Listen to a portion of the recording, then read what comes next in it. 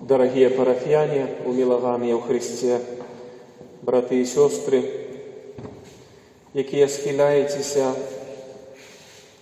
уже зараз, у п'яту неділю Великого посту перед знаком крижа.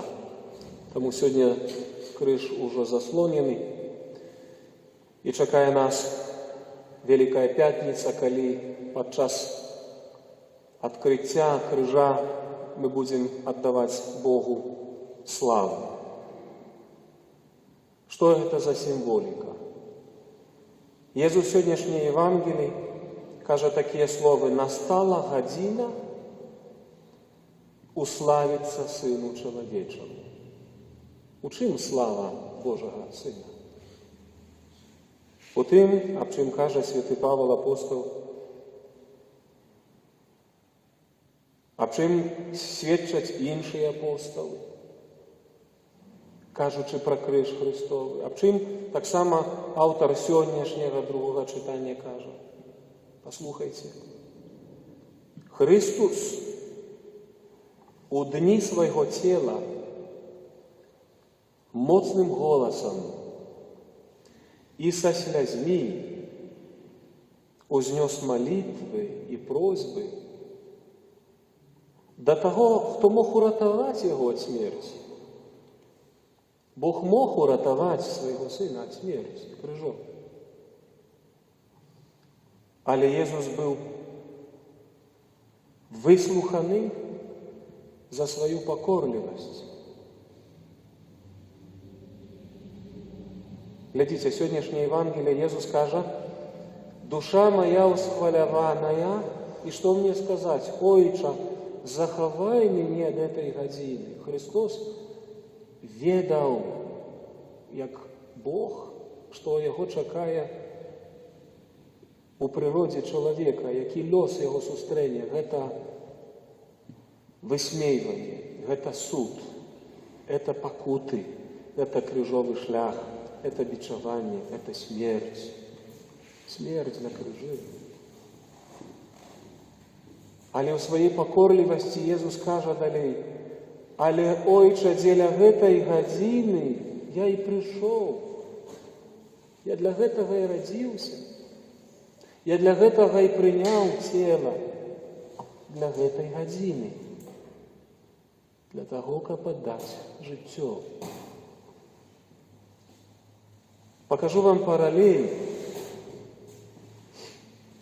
У раї, коли дьявол спокусивал Еву и Адама до непослухмяности Богу,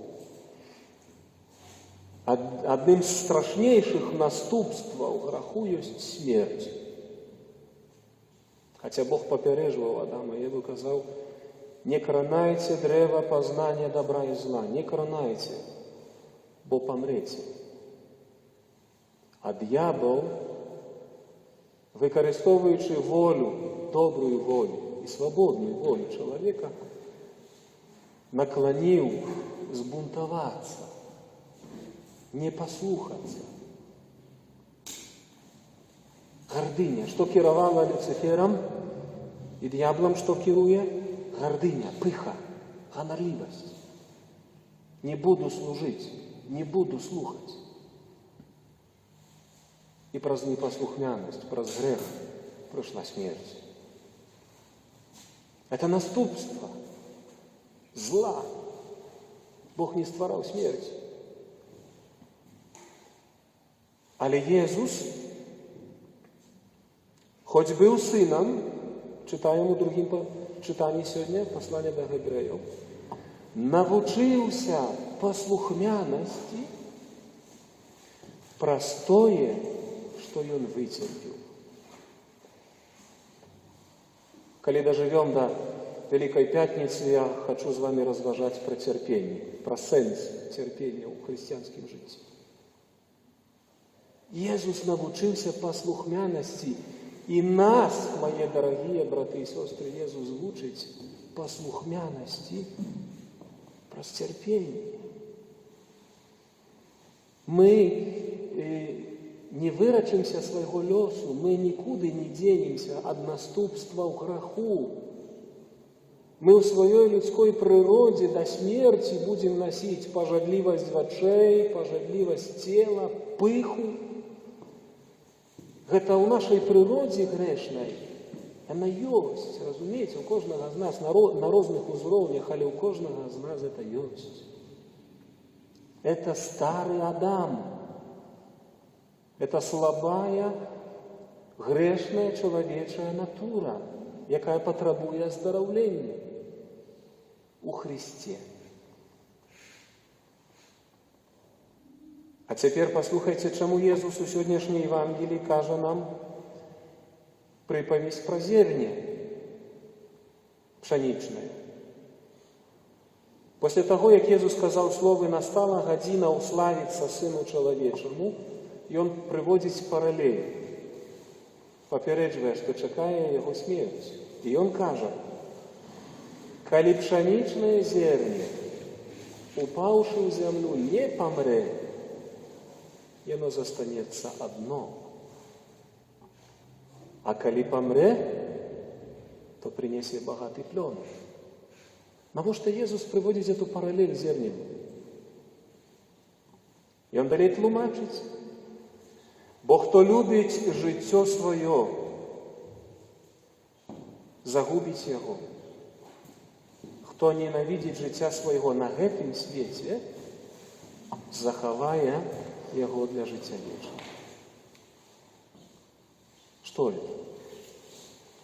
Чаму Езус кажа не любіць свайго жыцця для гэтага свету?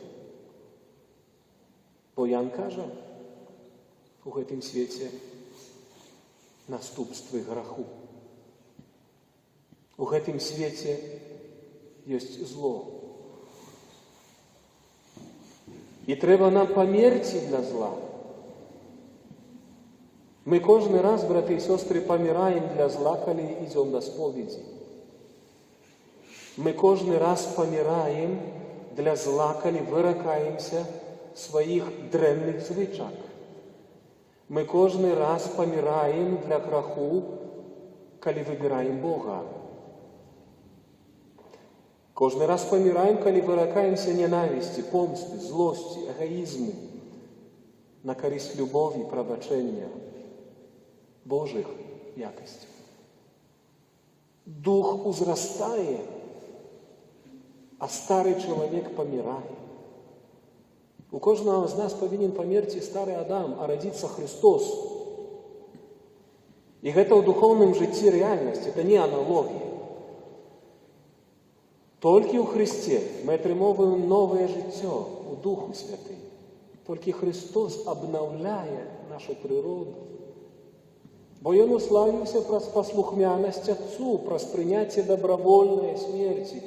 І паглядзіце, што сёння Езус кажа ў Евангеліі: цяпер адбываецца суд над гэтым светам.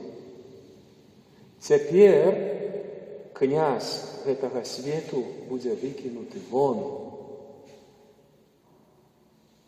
Князь гэтага свету, злы дух, будзе выкінуты вон. Сіла сатаны будзе скрушана, знішчана праз паслухмянасць і смерць Божага Сына. Это новый Адам. Это новый человек. И тому, дорогие христиане, вы радуетесь. Вы радуетесь, вы Бога прославляете. Славьте Бога за это, калі вы идете шляхом Божьим.